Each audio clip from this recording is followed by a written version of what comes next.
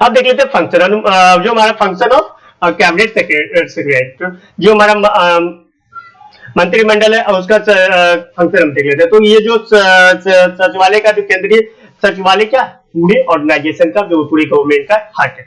जैसे सचिवालय कहेगा कैसा वो, जैसे कि हमारा हार्ट पंप करता है, ब्लड को सर्कुलेट करने में मदद करता है, वैसे ही क्या होता है ये जो पूरे वर्क होता है उसको पंप करता है कौन, हमारा सेक्रेटरीट पंप करता है। जैसे वो पंप करेगा वैसे ही वो काम होता रहेगा, ठीक है। तो इसके कारण क्या करते हैं कि जैसा वो सेक्रेटरीट बोलेगा वैसा मिनिस्टर करेगा, वैसा ही जब तक मिनिस्टर के पास रिपोर्ट जाएगा वैसा ही क्या पीएम करते हैं। पूरा गवर्नमेंट को यही एक प्रकार से रन करते हैं, ठीक है।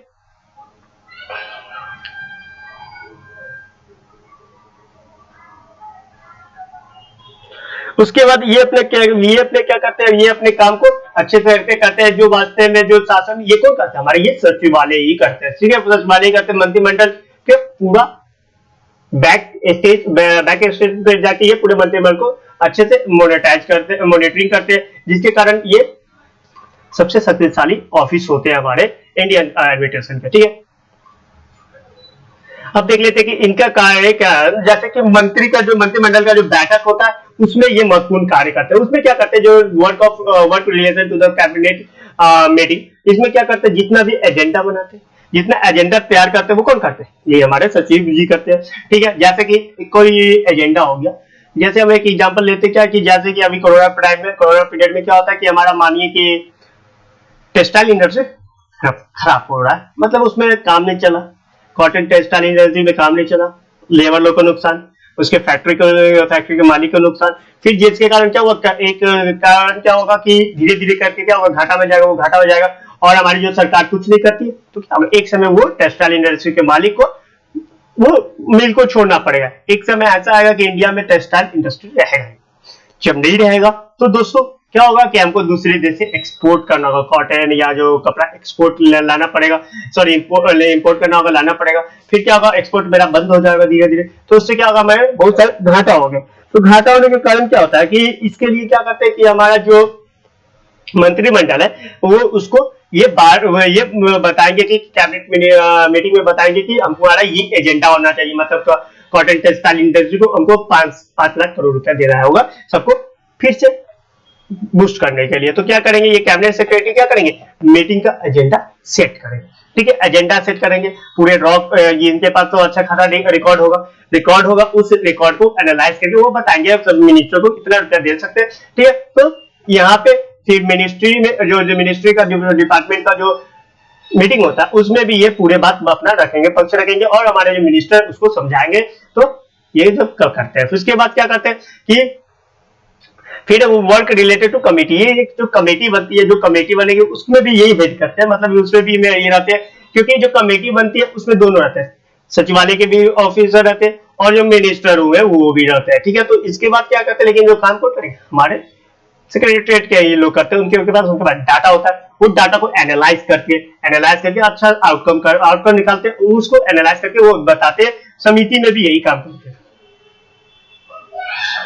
अब देखते क्या कि इसके बाद हमारा जो प्रोग्राम फॉर्मेशन हो जाएगा, उसके बाद इम्प्लीमेंटेशन का जो आएगा, मतलब कि उसको इम्प्लीमेंट करने का जो होगा, तो इसमें क्या करेंगे, वहां पे भी मंत्रिमंडल को बताएंगे कि पाथ बताएंगे कि कैसे कैसे हम कौन सा मिनिस्ट्री है, जो कौन सा इंडस्ट्री है उसके पास हम, जैसे कि आदित्य बिरला का जो कंपनी है कपड़ा का, फिर जो हमारा रिलायंस का जो कंपनी है पैंथलून हो गया, आदित्य बिरला का हो गया, वही पैंथलून नहीं, और उसके बाद मैक्स हो गया, ये सब जो कंपनी है, बड़े बड़े कंपनी है, उसको कैसे कैसे पैसा देंगे, कितना हम पैसा देंगे, जो उसका कंपनी का क्या बूस्टअप होगा, वो कंपनी डूबेगा नहीं, ठीक है। क्योंकि जो गवर्नमेंट है कोई जरूरी है ये नहीं है कि जो हमेशा क्या गरीब लोगों को ही पैसा दे, क्योंकि अमीर लोगों को भी जब मुश्किल पड़ती है, जैसे कि अभी टाइम में मतलब कि जब कोरोना पीरियड आया तो उसमें क्या कंपनी सब बंद हो रही है, तो बंद हो रही है, तो वहां पे री इन्वेस्टमेंट करते हैं, भले ही क्या करते हैं उसको पैसा देंगे, ब्याज पर ही देंगे, उसको बाद में लेने की कोशिश करें, लेते हैं, लेकिन उस समय के लिए दिया जाता है जो इंडस्ट्री का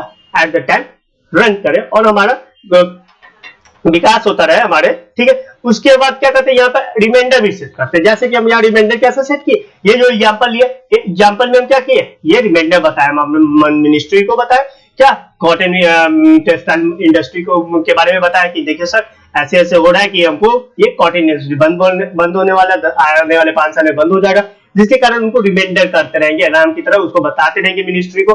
तो मिनिस्टर भी उसमें हस्तक्षेप करेगा, उसके बाद मिनिस्टर को अच्छा लगेगा प्रोग्राम, फिर वो उसको बाद प्राइम मिनिस्टर को बताएंगे, प्राइम मिनिस्टर के बाद क्या हमारे राष्ट्रपति को बताएंगे, ये एक चैनल बना के वो करेंगे और उसके बाद वो आराम से पैसा दे देंगे। ठीक है, उसके बाद राष्ट्रपति का जो भाषण होता है, मतलब ओथ का, फिर रिजाइनेशन पर त्याग पद का, ये सबको भी देखभाल करते हैं। इसका जो बनाया जाता है वो हमारे जो सचिव होते हैं वही बनाते हैं। फिर उसके बाद जो हमारे प्राइम मिनिस्टर हुए या जो मंत्रालय का जो मिनिस्ट्री का जो ओथ होता है या जो शपथ ग्रहण होता है, उस सबका भी हम लोग को बनाते हैं। ये जो डाटा तैयार करते हैं या जो स्पीच करते हैं, यही सब हम लोग बनाते हैं। ठीक है, उसके बाद हमारे जो पार्लियामेंट्री कमेटी होती है, जो पार्लियामेंट्री वर्क करती है, उसका भी सब, जैसे कि क्या होता है, जैसे कोई भी बिल ड्राफ्ट करना हो या कोई बिल बनाना हो, तो उसका भी वो वर्क करते हैं और वो वर्क को आगे पहुंचाते हैं। ये बिल को पूरा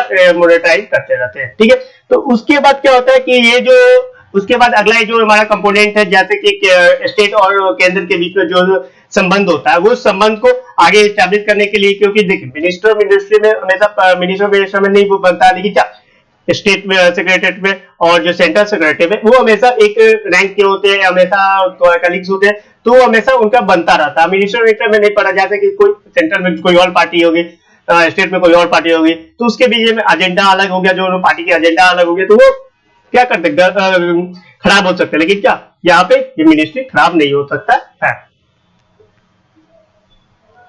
ठीक है, तो मिनिस्ट्री में क्लास देखने को मिल जाता है, लेकिन क्या ये जो स्टेट सेक्रेटरी जो हमारा सेंट्रल सेक्रेटरी, उसमें नहीं क्लास आता, इसके कारण दोनों के बीच में आराम से बातचीत होती है और अच्छे रिलेशन उभर के आते हैं। उसके बाद जो हमारा जो वर्क होता है कोऑर्डिनेट का, ये तो पहले ही से पूरे चैप्टर में हम देखिए क्या कोऑर्डिनेट कैसे करता है मिनिस्टर और जो सेक्रेटरीट होता है उसमें कैसे कोऑर्डिनेट करता है, मिनिस्टर और जो सचिव होता है वो कैसे कोऑर्डिनेट करता है। अगर लड़ाई हुआ तो काम नहीं बनेगा, तो उसके बीच में क्या होता है, फिर हमारा जो डेवलपमेंट है वो रुक जाएगा। इसके कारण ये हमेशा होता रहता है। ठीक है, उसके बाद जो महत्वपूर्ण पद होते हैं, जैसे कि बहुत सारे पद, जैसे यूपीएससी का जो चेयरपर्सन हो गया या जो कैग हो गया, ये सब का जो पद है उसके लिए भी क्या कमेटी बनती है, इसमें सचिव लोग का काम रहता है वो। उसके बाद मंत्रालय का कोई पद हुआ, उसमें क्या सचिव लोग अपना पक्ष रखते हैं मिनिस्टर के पास, मिनिस्टर लोग पक्ष रखते हैं पीएम के पास, तो ऐसे करके एक चैनल बनता जाता है जो अपना अपना व्यू सब रखते हैं। उसके बाद जो मिनिस्टर को जो काम करना होता है वो करते हैं, क्योंकि देखिए यहाँ पे दबाव नहीं रहता, लेकिन मिनिस्टर लोग क्या करते हैं, वो सचिव लोग का बात मानते हैं, क्योंकि देखिए मिनिस्टर लोग क्या टेम्पोररी लीडर है, लेकिन हमारा जो टेम्पोररी एडमिनिस्ट्रेटर है वो क्या 5 साल के बाद वो हट जाएंगे। लेकिन क्या ब्यूरोक्रेट लगभग परमानेंट है, वो लगभग 25 साल 30 साल 40 साल रहते हैं, जिसके कारण क्या होता है कि उनके पास जो हमारा ब्यूरोक्रेट है उसके पास ज्यादा एक्सपीरियंस रहता है, इसी कारण वो ज्यादा बेहतर काम करते हैं। लेकिन क्या करते हैं मंत्री लोग, क्या छोटे सा टाइम पीरियड रहता है, उनके पास नॉलेज आती नॉलेज आती, लेकिन उनका एक्सपीरियंस उतना नहीं रहता। उसके पास क्या पॉलिटिकल नॉलेज होगी, फिर एक्सपेरिमेंटल नॉलेज, ये सब नॉलेज मिनिस्टर के पास कम होता है। लेकिन क्या इनके पास ब्यूरोक्रेट के पास क्या पॉलिटिकल नॉलेज नहीं होगा, उनको कैसे इलेक्शन लड़ना वो सब तो मालूम नहीं होगा। लेकिन क्या इनके पास बहुत सारे नॉलेज होते हैं, उनके पास एक जनरल मतलब कि स्पेशल फील्ड में उनके नॉलेज होते हैं जो बेहतर आउटकम देती है। इसीलिए क्या करते हैं कि जो कोऑर्डिनेशन होता है ये एक कोऑर्डिनेशन रिलेशनशिप बना के करते हैं। ठीक है, तो उसके बाद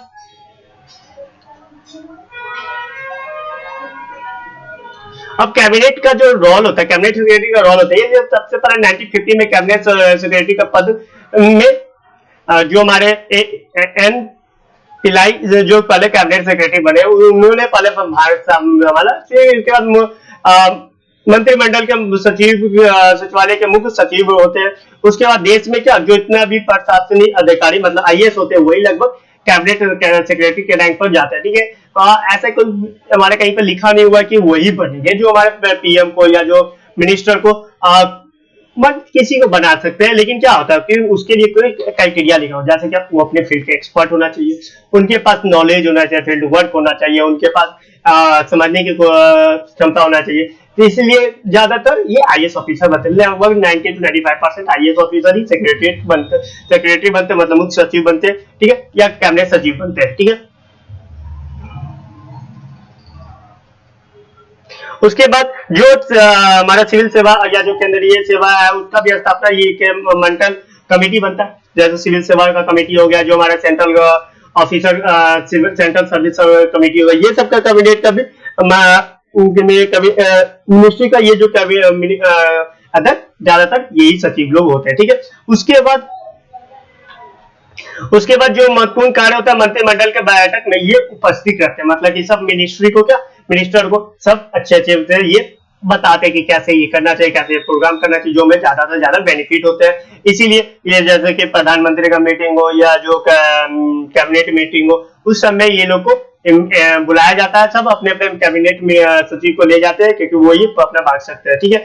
सचिव का सम्मेलन का जो होता है, मतलब कोई सचिव हुआ, बहुत सारे सचिव होता है, 5-6 सचिव अगर हो गया एक कैबिनेट में, तो उसका जब बुलावा आता है कि सब लोग आके मीटिंग कीजिए, उसमें क्या जो हमारे कैबिनेट सचिव ही उसका अध्यक्षता करते हैं, ठीक है।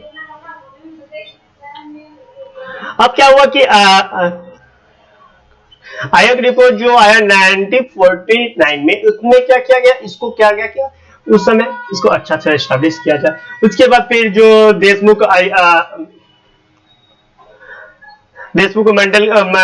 कमेटी आया, उसमें फिर ये क्या सिफारिश किया गया कि जो हमारे भारतीय सरकार का जो संचालन नियम है उसको मान्यता दिया जाए, जो मंत्रालय के बीच में और कैबिनेट के बीच में जो मोटाव रहता है, भेद रहता है, उसको कम किया जाए। उसके बाद उन दोनों के बीच में क्लैश होता है, उसको कम किया जाए। इस पर सुझाव देते हैं जो हमारी गवर्नमेंट होती है, वो बार बार ये कमेटी बैठाती है, जिससे हमें अच्छा आउटकम आता है और हम सुझाव इनको आगे बढ़ाते हैं। फिर उसके बाद एआरसी मतलब कि प्रशासनिक सुविधा आयोग जो 1966 में आयोग निर्माण किया गया, उसका भी यही काम था कि कैबिनेट और जो मिनिस्ट्री के अंदर में जो क्लैश है उसको कम करना, तो वो लोग भी यही काम किए, क्लैश को कम करने की कोशिश की और कम करते हैं, वो सुझाव मिलता है और वो गवर्नमेंट क्या करते हैं, मिनिस्टर लोग या प्राइम मिनिस्टर लोग उसको सुझाव को मानते हैं और आगे चल के उसको कमी करने की कोशिश करते हैं।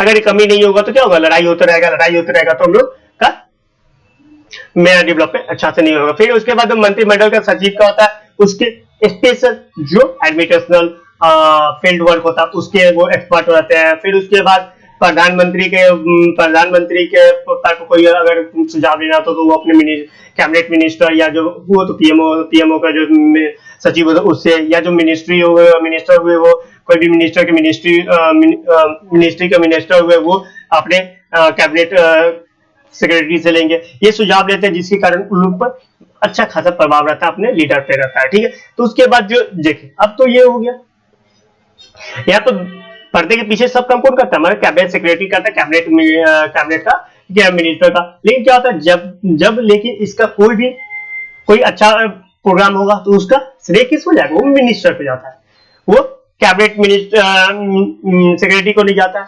या कोई बुरा प्रोग्राम होता है तो उसका कोई जो बुरा बात हो या गाली हो किसको पड़ेगा, मिनिस्टर को पड़ता है।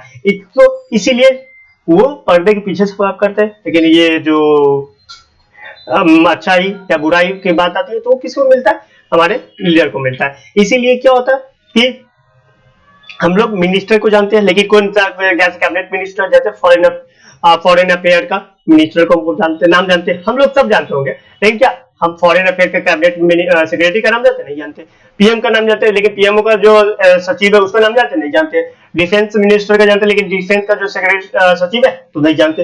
ये क्यों, क्योंकि वो पर्दे के पीछे काम करता है, हमको भी नहीं मालूम है कि उसका नाम क्या है, क्यों, क्योंकि हमको नहीं जरूरत पड़ती है। हमें जैसे कि कोई अच्छा काम होता है हम अभी का जो मोदी गवर्नमेंट है उसको हम अच्छा बोलते हैं, लेकिन जब बुरा काम होगा तो मोदी गवर्नमेंट को फिर हम लोग भला बुरा करेंगे। लेकिन क्या होता है, ये काम कौन करता है, जो मोदी गवर्नमेंट का जो कैबिनेट सेक्रेटरी होता है या जो पीएम सेक्रेटरी होता है वो काम करता है। लेकिन ऐसा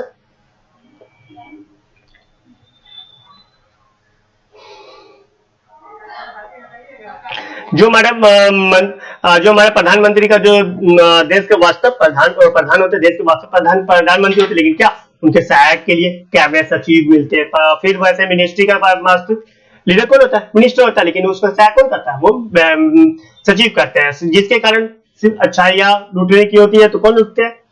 लीडर लूटते हैं। बुराइयां लूटने की होती है कौन लूटेगा? लीडर लूटेगा। लेकिन काम कौन करेगा?